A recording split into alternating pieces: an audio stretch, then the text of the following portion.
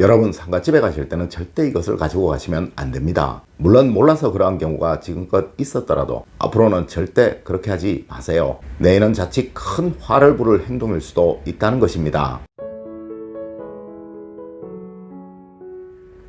여러분 안녕하세요, 이정재입니다.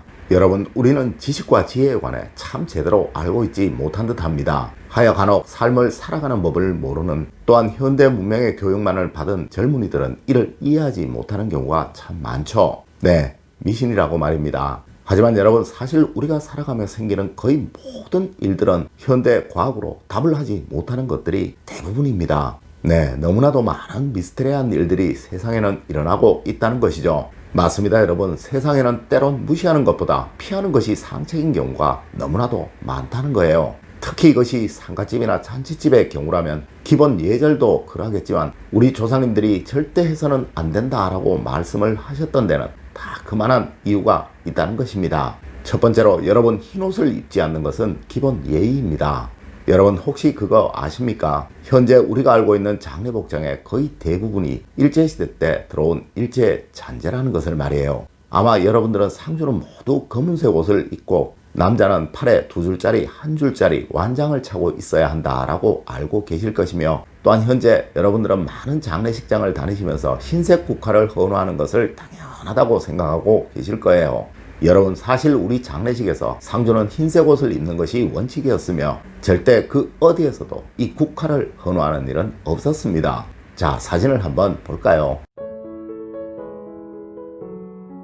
여러분, 이 사진은 삼성을 세계 최고의 기업으로 일궈내신 이건희 회장님의 장례식 때 사진입니다. 여러분은 분명 이 사진 속에서 모든 여성분들이 흰색 옷을 입고 있는 것을 보실 수 있을 거예요. 여러분, 이는 많은 내외의 귀빈들이 오시기에 그러했던 것이며 나름 한국 전통을 지키시려고 많은 노력을 하셨던 사진들입니다. 아마 여러분들도 많은 장례식장에서 이렇게 여성분들이 흰색 옷을 입고 있는 것을 보신 경우가 있으실 거예요.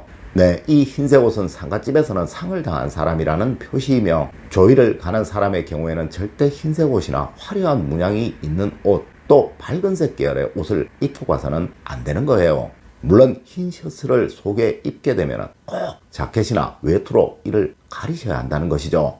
여러분, 물론 저는 일제, 잔재 이런 것에 그렇게 민감하지는 않습니다. 네, 이것들이 너무나도 많은 우리의 삶에 이미 들어와 있으며 또한 그것이 너무나도 많은 곳에서 일상화 되었으니까요. 하지만 상주가 아닌 사람은 흰색 옷을 피해야 하는 그 이유는 돌아가신 영혼들은 흰색을 좋아하기에 그러한 것이며, 또한 화려한 문양이나 밝은색 계열의 옷은 상주에 대한 기본 예의로 피해야 하는 것입니다.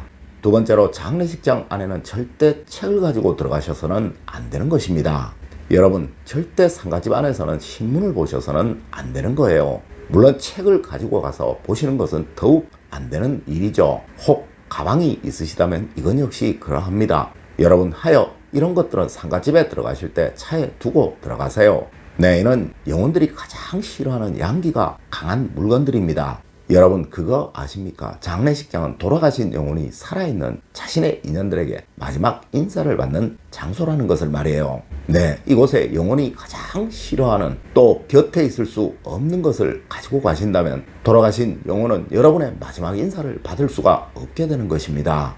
네, 하여 마지막 인사를 받기 위해 나중에 여러분을 따로이 찾아올 수도 있다는 것이죠. 세 번째로, 여러분, 장례식장에는 종교적인, 정치적인 이야기는 꼭 넣고 가세요.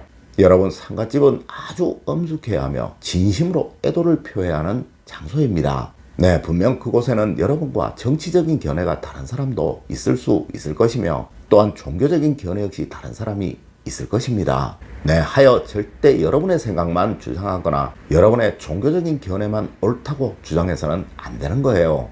여러분, 이를 우리 음양론으로 말씀을 드리면 다툼과 갈등은 분명 양의 영역입니다. 물론 안정이나 수능은 또한 음의 영역이죠. 여러분, 이 장례식장은 완벽하게 음의 영역이어야 하는 곳입니다. 네, 돌아가신 영혼이 여러분 한 사람 한 사람과 마지막 인사를 나누어야 하는 곳이니까 말입니다. 하지만 이곳 중에 양의 영역인 다툼과 갈등이 생기는 구역이 있다면 이 돌아가신 영혼은 여러분의 곁으로 다가갈 수가 없게 될 거예요. 네, 여러분과 마지막 인사를 할 수가 없게 되는 것이죠. 하여 이 역시 이 영혼이 마지막 인사를 나누기 위해 나중에 여러분을 따로 찾아올 수도 있게 되는 것입니다. 여러분, 이래서 장례식장 안에서는 그 어떠한 다툼이나 갈등도 만들어서는 안 되는 거예요. 네 번째로 상주에 대한 기본 예의는 가지고 가야 합니다. 여러분, 장례식장에 가시게 되면 이 두 가지는 절대로 하지 마십시오. 네, 첫째가 상주와 악수를 하려고 청하는 것이며 둘째는 상주에게 호상이네 라고 말을 하는 것입니다.